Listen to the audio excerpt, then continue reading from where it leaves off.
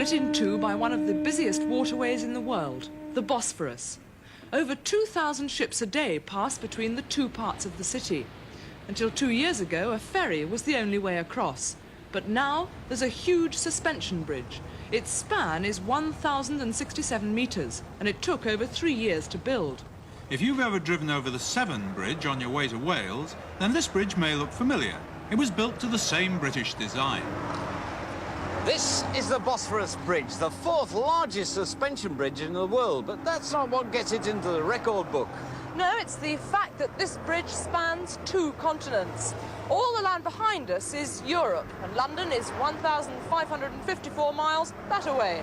But everything else, all the land over this side of the Bosphorus Bridge is in Asia. And if you really wanted to, you could walk all the way from here to China.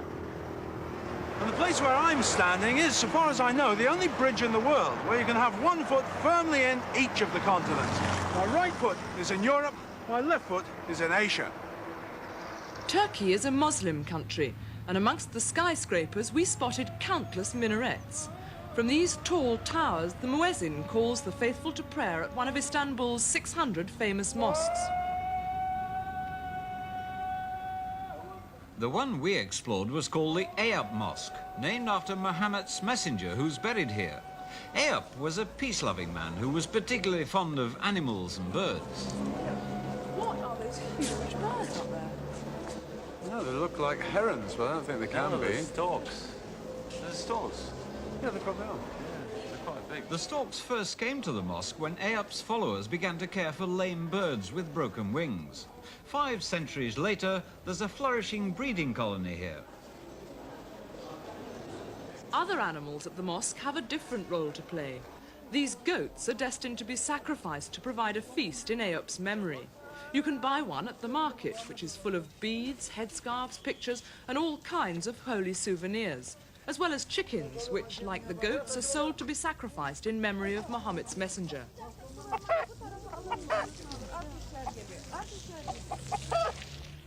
There was another animal we came across that certainly wasn't going to be sacrificed. He was a money spinner for his owner, specially trained for an odd sort of job, fortune-telling. The rabbit will pick out your fortune. Right, I'll find out the truth now. No, I'm not. It's in Turkish. I was bound to be wearing it. Thank you very much. Bye. Of all the stalls around the mosque, the toy shops seemed the most popular. They were odd because they all sold the same thing, handmade tambourines and drums. People were picking them over with the greatest care, choosing the ones that sounded the best. At first, we couldn't work out what, for instance, this old lady would want with a toy. Then we discovered the toys were traditional presents for boys who'd come to the mosque for the most important day in their lives. Every Muslim boy in Turkey looks forward with excitement to his circumcision day, the moment when he'll be initiated into the male sect of the faith. Once the rite has taken place, he'll be regarded as a man, even if he's only 6 or 7 years old.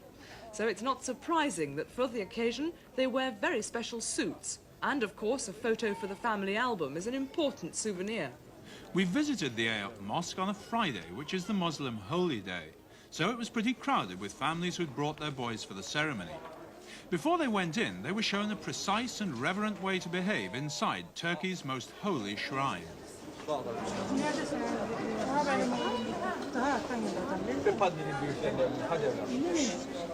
But even then, they couldn't go straight in. Cleanliness is most important to all Muslims. They wouldn't dream of entering a mosque with dust and dirt on their feet. So every worshipper takes off his shoes before going in to pray. For hundreds of years, Turks have come here to celebrate their faith, and as gifts, families have given tiles to decorate the mosque. Until today, whole walls are covered in some of the most exquisite designs on earth.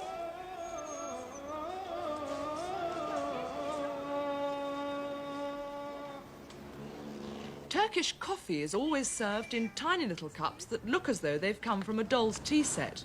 But you don't need much because it's a very powerful brew. There's a saying that Turkish coffee should be black as night, sweet as love and hot as hell. And that's something we've discovered often on our expeditions. The hotter the country, the hotter the people like to make themselves. The Turks have a special way of doing it, in a Turkish bath. The temperature in this room was a staggering 43 degrees centigrade. You start your bath on a marble slab and sweat until the dirt pours out of your skin and you feel like a smelly jelly. That's when stage 2 begins. Yeah. By God, it's like sandpaper. Oh, actually, it's very nice. What did you say, Rob? You're supposed to do that? Oh, that right in the kidney. Oh! It didn't back me, doesn't it?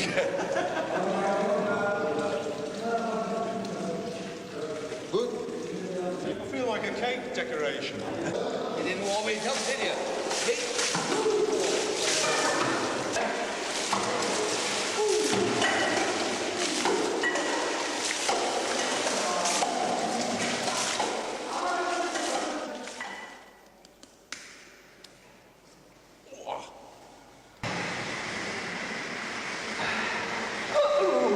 I'm very sensitive there.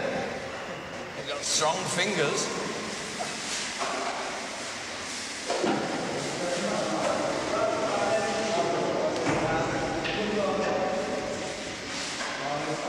I hope they won't come off. After all the sweating and pummeling, we felt incredibly clean. But we both had a tremendous thirst. A large mug full of tea would have been nice, but the Turks serve it in glasses with no milk and lots of sugar. Still sitting here looking over the Bosphorus to Asia, it was just what the doctor ordered.